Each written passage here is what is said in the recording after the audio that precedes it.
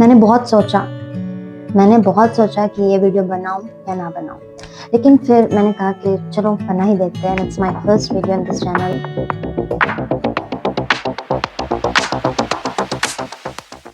ये कहानी है उस जेई एस्पिरेंट की जिसने लाखों बच्चों की तरह आईआईटीएन बनने के सपना देखे। जी, ये कहानी है मेरी। तो इस वीडियो में मैं आप सबको बताने वाली हूँ मेरी जर्नी। तो चलिए शुरुआत करते हैं। मेरा नाम इंशा शादम है और अभी मैंने 12th पास की है और बेसिकली मैं बहुत कंफ्यूज थी कि ड्रॉप लूँ या कॉलेज एडमिशन लूँ। तो मैंने क्या किया ये तो आपको लास्ट वीडियो में पता चलेगा। तो मेरा पीसीएम तो जर्नी स्टार्ट होता है क्लास 11 से। मैं सेंट ज़ेवियर में थी, मैं स्कूलिंग कर रही थी, नॉन स्कूलिंग मुझसे नहीं होता था, तो मैंने उसे ड्रॉप किया था। तो और क्योंकि मेरा भाई खुद एक जेई एस्पिरेंट था और उसने क्वालिफाई की थी, वो सिलेक्टेड था, तो वो मेरा बहुत अच्छा मेंटोर था। तो सबने कहा कि तुम्हें तो मेंटोर भी मिल रहा है, तो जी कोशिश करते हैं। तो फिर उसने मुझे बहुत गाइड किया, मुझे सही स्ट्रैटेजीज बताई, मैंने उसे इम्प्लीमेंट भी करना शुरू किया। और जैसा कि सबका ड्रीम होता है वैसे मेरा ड्रीम था कि आईआईटी खड़गपुर, आईआईटी बॉम्बे। तो जैसे ही 1-2 महीना गुजरा, बस खेल खत्म।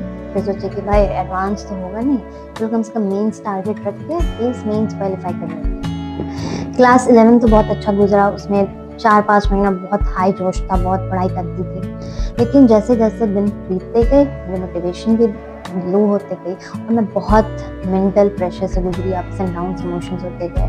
खुद को बहुत चीज़ें सेक्रीफाइस भी की, फ्रेंड्स, फैमिलीज, स्लीप, एंटरटेनमेंट, सब कुछ सेक्रीफाइस की। बोले कि चलो 2 ही साल का सेक्रीफाइस मांगता है, उसके बाद करेंगे। हम भी कोई इंजीनियरिंग कॉलेज में जाके चल गए। फिर मैं बहुत सारे शॉर्ट फिल्म, जब भी मोटिवेशन लो लगता था तो मैं आईटीएन्स की वीडियो सुन लेती थी, इससे थोड़ा काम आता था, तो मैं पढ़ने लगती थी। अब हुआ ये कि अब मैं 12th में आ गई।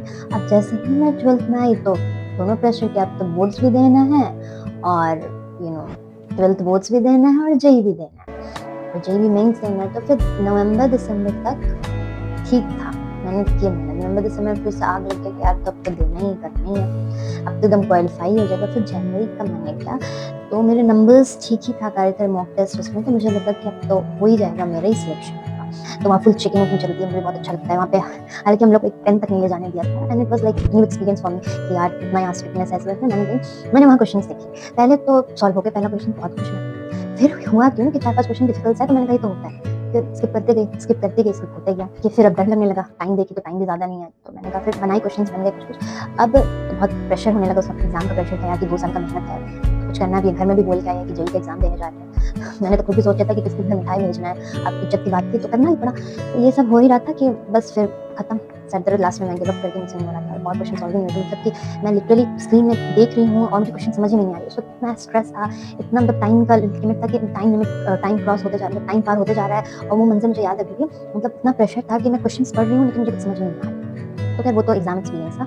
उसके बाद आता है रिजल्ट वाले डे, और ऑब्वियसली रिजल्ट ये हुआ कि मेरा 80 परसेंटाइल भी पास था। तो ये बहुत बड़ा सेटबैक था मेरे लिए, क्योंकि एकेडमिकली मेरे लिए फर्स्ट सेटबैक था, क्योंकि मैं क्लास मतलब मैं एलिमेंट्री क्लास से अप टू 10 तक, 11 तक, 12 तक भी, 11 12 तो दी 11 तक मेरे लिए बहुत अच्छा एकेडमिक था, मेरा बहुत अच्छा एकेडमिक रिकॉर्ड था। फिर मेरा फर्स्ट सेटबैक था, और ये फर्स्ट सेटबैक होता है तो बहुत बुरा लगता है। तो ऑब्वियसली मेरे लिए बहुत मुश्किल था वो पल। फिर मैंने सोचा कि चलो बोर्ड्स हैं तो बोर्ड्स के लिए तैयारी करती हूँ। और मैं एक स्टेट बोर्ड से थी तो थोड़ा सा ज़्यादा टफ होता है, सीबीएसई भी आजकल टफ रहता है, तो सब्जेक्टिव था, ऑब्जेक्टिव था, वो अलग चैलेंज था। तो वो बोला कि चलो अब हो ही जाएगा, कंसेप्ट तो क्लियर है। तो फिर मैंने अपने आप को जनवरी में ये उम्मीद दिलाई कि 2 महीना मिलेंगे, मतलब क्या फरवरी मार्च मिलेंगे, अप्रैल में फिर से मैं अपना बेस्ट दूंगी और अप्रैल में निकल हो जाएगा।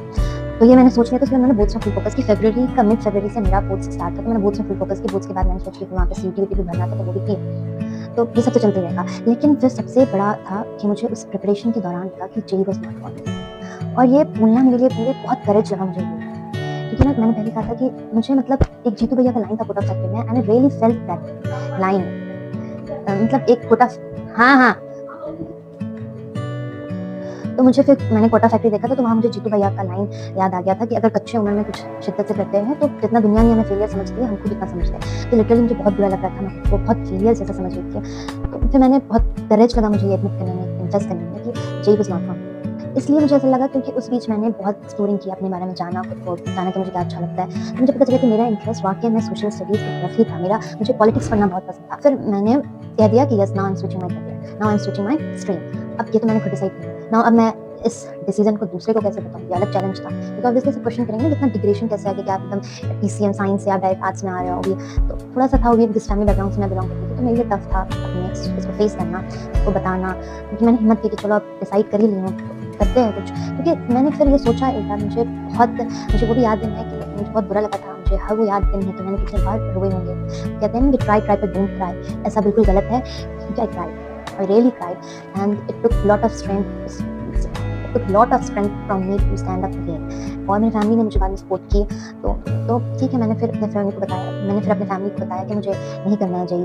तो सबने कहा क्यों, तो मेरे पास इस क्यों का जवाब नहीं था। आपको भी कभी ना कभी फील हुआ ही होगा जब आपको कोई इमोशनल सेटबैक मिली होगी, अकेडमिक सेटबैक, किसी टाइप की सेटबैक, तो मैंने भी उसमें फेस किया। लेकिन फिर वो खुद को उस टाइम देखना, उस टाइम अपना दोस्त बनना बहुत ज़रूरी होता है, कि हम अपने आप को मिरर में देखें और कहें कि yes I trust, I have confidence on you.